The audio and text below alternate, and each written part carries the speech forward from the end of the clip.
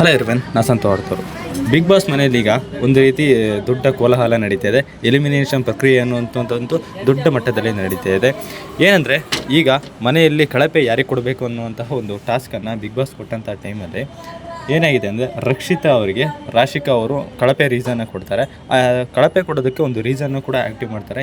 ಏನು ರೀಸನ್ನ ಕೊಡ್ತಾರೆ ಅಂದರೆ ಗಿಲ್ಲಿ ಜೊತೆಗೆ ರಕ್ಷಿತಾ ಅವರು ಇರೋದಕ್ಕೆ ಅಂತಲೇ ಹೇಳ್ಕೊಂಡು ಯಾವಾಗಲೂ ಕೂಡ ಪ್ರಯತ್ನ ಪಡ್ತಾ ಇರ್ತಾರೆ. ಅವ್ರ ಜೊತೆ ಪ್ರೈವೇಸಿ ಮೇಂಟೈನ್ ಮಾಡೋದಕ್ಕಂತ ಹೇಳ್ಕೊಂಡು ಅವ್ರ ಜೊತೆ ಯಾರೂ ಸೇರಬಾರ್ದು ಅಂತ ಮಾಡ್ತಾ ಇರ್ತಾರೆ ಅಂತ ಹೇಳ್ಕೊಂಡು ರಾಶಿಕಾ ಅವರು ರಕ್ಷಿತಾ ಮೇಲೆ ಒಂದು ಆರೋಪವನ್ನು ಮಾಡ್ತಾರೆ. ಅಷ್ಟೇ ಅಲ್ಲದೆ ಅದೇ ರೀಸನ್ಗೆ ಅವರಿಗೆ ಕಳಪೆಯನ್ನು ಕೂಡ ಕೊಡ್ತಾರೆ.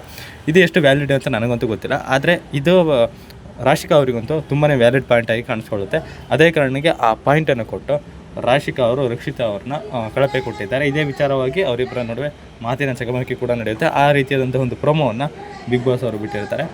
ಆದರೆ ಇದರಲ್ಲಿ ಮಾತ್ರ ಗಿಲ್ಲಿ ಮಾತ್ರ ಸೈಲೆಂಟೇ ಕೂತಿರ್ತಾರೆ. ನನಗೇನು ಇದಕ್ಕೆ ಸಂಬಂಧನೇ ಇಲ್ಲ ಅನ್ನೋ ರೀತಿ ಗಿಲ್ಲಿ ಅವ್ರು ಕೂತಿರ್ತಾರೆ. ನೀವು ಇದನ್ನು ನೋಡಿದರೆ ನಿಮ್ಗೆ ಏನು ಅನ್ನಿಸ್ತು ಅನ್ನೋದನ್ನ ಕೆಳಗೆ ಕಮೆಂಟ್ ಬಾಕ್ಸ್ ಅಂತ ತಿಳಿಸಿ. ಇದೇ ರೀತಿ ಮತ್ತೊಂದು ವೀಡಿಯೋ ಸಿಗ್ತೀನಿ. ನೀವು ನಮ್ಮ ಚಾನಲ್ಗೆ ಸಬ್ಸ್ಕ್ರೈಬ್ ಆಗಿಲ್ಲ ಅಂದರೆ ಮೊದಲು ಚಾನಲ್ ಸಬ್ಸ್ಕ್ರೈಬ್ ಮಾಡ್ಕೊಂಡು ಸಪೋರ್ಟ್ ಮಾಡಿ ಅಂತ ಕೇಳ್ಕೊತೀನಿ.